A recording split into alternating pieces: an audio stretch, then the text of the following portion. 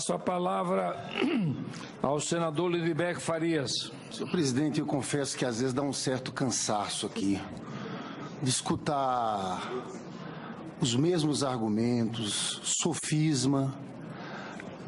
O senhor, doutor Marcos Oliveira, é mais uma testemunha que é um servidor de carreira, que foi concursado, que é analista de orçamento, que chega aqui para a gente e diz claramente, olha, sempre foi feita essa interpretação do artigo 4º, e o senhor repetiu aí e as pessoas desconsideram que a abertura de crédito suplementar está condicionada ao decreto de contingenciamento, mas não adianta.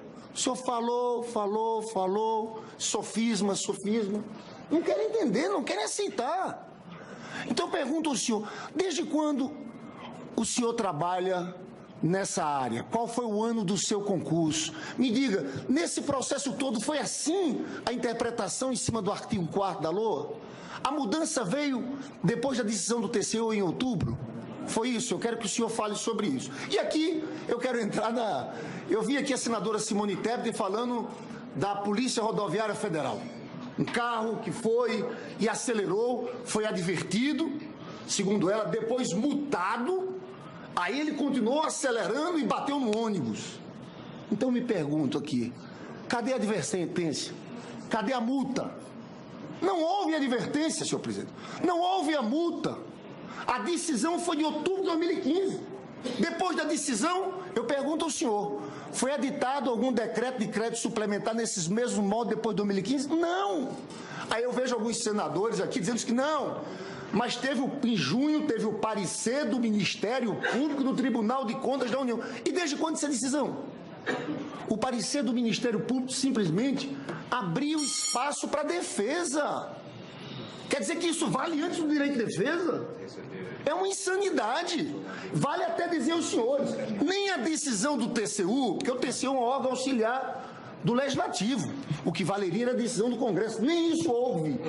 Nem isso houve. O que houve foi em 2009, a última decisão do Congresso, nesse mesmo caso, porque houve mudança de meta e edição de decreto de crédito suplementar, e senador Castro falou aqui como se fosse uma grande novidade. Nós estamos dizendo desde o começo que a partir do envio do PLN, nós estamos trabalhando com aquela meta futura, porque a meta é anual, e foi o caso em 2009. Inclusive foi aprovado no TCU, e o relator do orçamento era o senador Cícero Lucena, que aprovou dizendo o seguinte, a partir do envio do PLN da mudança da meta, nós já começamos a trabalhar com os efeitos da meta futura. Então eu achei até engraçado quando o senador Cássio disse para registrar isso, como se fosse uma novidade. Nós estamos falando isso desde o começo, desde o primeiro dia de debate. Estão querendo transformar isso em novidade. Então, senhor presidente, é uma loucura que a gente está vendo aqui. Eu queria que o senhor, então, falasse sobre a prática usual até o Tribunal de Contas mudar de posicionamento em 2015. E se depois foi editado algum decreto depois dessa mudança de posicionamento. Eu tenho outras perguntas que eu farei no próximo bloco, não é, presidente? Isso. Que é sobre... Eu posso antecipar uma? Que é sobre o processo. Todo o processo de edição de decreto de crédito suplementar. Desde a sua origem no Ministério, passando pela SOF, eu escutei aqui do consultor jurídico do Ministério do Planejamento que tem um parecer que dizia que era compatível com a meta, até a Presidência da República, chegar à Presidência da República. Ou seja, passando por vários órgãos de assessoramento, órgãos técnicos, eu sempre me pergunto e repito a mesma coisa.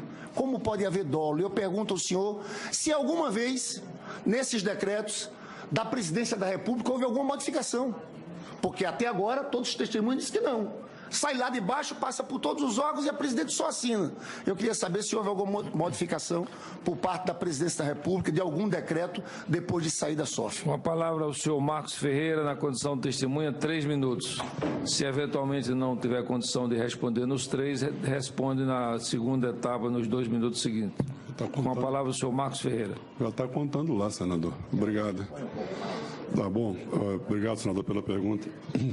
Bom, eu tenho 33 anos de serviço público e estou na carreira de orçamento desde a sua criação, de 1988.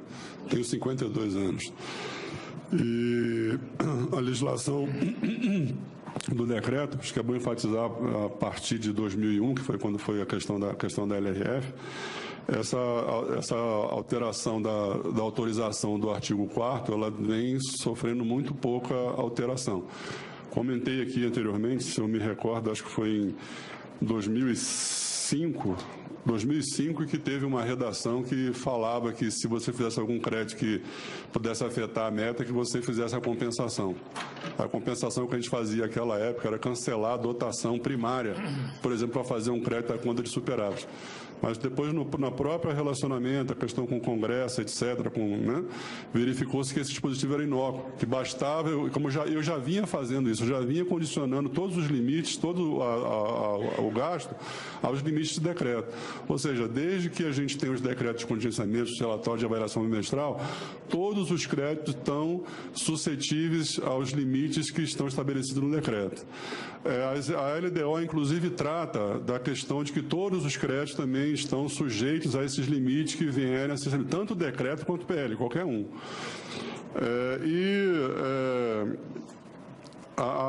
As próprias exposições de motivos que você encaminha também por força da LDO